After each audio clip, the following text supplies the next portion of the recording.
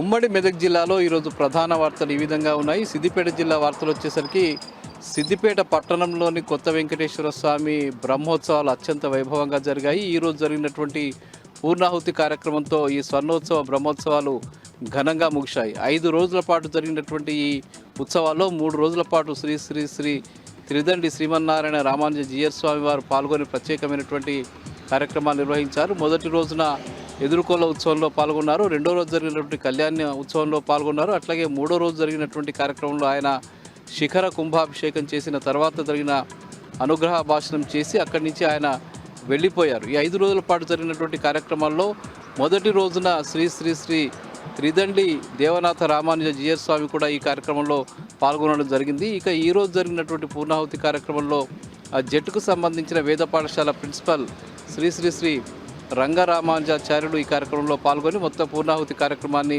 ముగించారు. ఈ సందర్భంగా అక్కడికి వచ్చినటువంటి ఋత్వికులను అట్లాగే దేవాలయ అర్చకులను కూడా ఘనంగా సన్మానించడం జరిగింది. ఈ కార్యక్రమాల్లో ముఖ్యంగా మాజీ మంత్రి హరీష్ రావు నేతృత్వంలో జరిగినటువంటి ఈ కార్యక్రమాలు పెద్ద ఎత్తున విజయవంతం కావడం పట్ల ఇక్కడి ప్రజలంతా కూడా హర్షం వ్యక్తం చేస్తున్నటువంటి పరిస్థితి. 5 రోజులు జరిగినటువంటి ఈ కార్యక్రమాల్లో వేలాదిగా భక్తులు వచ్చి కార్యక్రమాల్లో పాల్గొన్నారు. ఈ సందర్భంగా 5 రోజుల పాటు దాదాపు 20 నుంచి 25 వేల మంది ప్రజలకు అన్నదానం చేసినట్టుగా నిర్వాహకులు చెప్పారు. నిర్వాహకులు చేసిన కృషి ఫలితంగా ఉత్సవాలు ఘనంగా జరిగాయని చెప్పి ఈ సందర్భంగా ఆలయ ఈవోలు అట్లాగే చైర్మన్ వంశపారంపర్య చైర్మన్లు ప్రకటించడం జరిగింది. ఇక ఈరోజు హనుమత్ జయంతి సందర్భంగా ఉమ్మడి జిల్లా వ్యాప్తంగా ఇటు సిద్దిపేట జిల్లాలో మెదక్ జిల్లాలో సంగారెడ్డి జిల్లాలో పలు చోట్ల పెద్ద ఎత్తున హనుమత్ జయంతి ఉత్సవాలు ఘనంగా జరిగాయి. హనుమాన్ దేవాలయాలన్నీ కూడా భక్తులతో కిటకిటలాడినటువంటి పరిస్థితి ఉంది. ముఖ్యంగా హనుమాన్ దీక్ష తీసుకున్నటువంటి స్వాములంతా కూడా ఈరోజు చాలా చోట్ల దీక్షలను కూడా విరమించారు. సిద్దిపేట ప్రాంతం నుంచి ఉమ్మడి జిల్లా నుంచి కొండగట్టు ప్రాంతానికి వెళ్ళి తమ దీక్షలు ముగించుకున్నటువంటి పరిస్థితి కనిపించింది.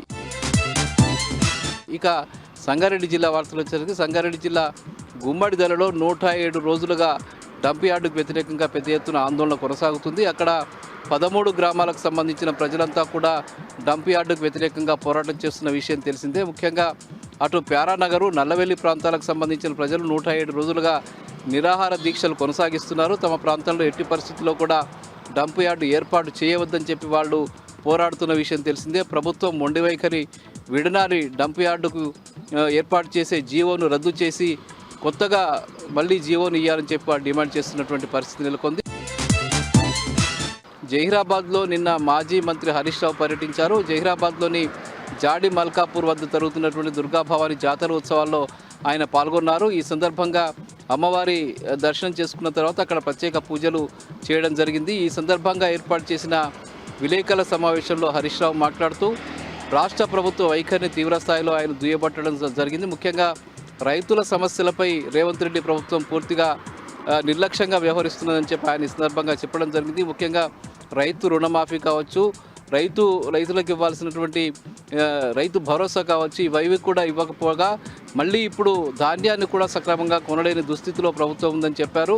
ఇప్పుడు విత్తనాల సీజన్ వస్తున్నప్పటికీ కూడా ముందస్తుగా ప్రభుత్వం చర్యలు తీసుకోలేదని, విత్తనాలు అవసరమైన చోట ఇప్పటికీ విత్తనాలు చేరలేనటువంటి పరిస్థితి నెలకొన్నదని, ఇప్పటికీ ధాన్యం కొనుగోలు సక్రమంగా జరగకపోవడం వల్ల కొనుగోలు కేంద్రాల్లో పెద్ద ఎత్తున ధాన్యం అంతా తడిసి ముద్దవుతున్నటువంటి పరిస్థితి, అకాల వర్షాలతో రైతులంతా కూడా నష్టపోతున్న నేపథ్యంలో ప్రభుత్వం కనీసం స్పందించడం లేదని, ఇలాంటి చేతగాని ప్రభుత్వం ఇంకా కొనసాగడానికి వీల్లేదని చెప్పి ఆయన సందర్భంగా చెప్పడం జరిగింది. ఇవి ప్రధానంగా ఈరోజు ఉమ్మడి మెదక్ జిల్లాలో ఉన్న వార్తలు.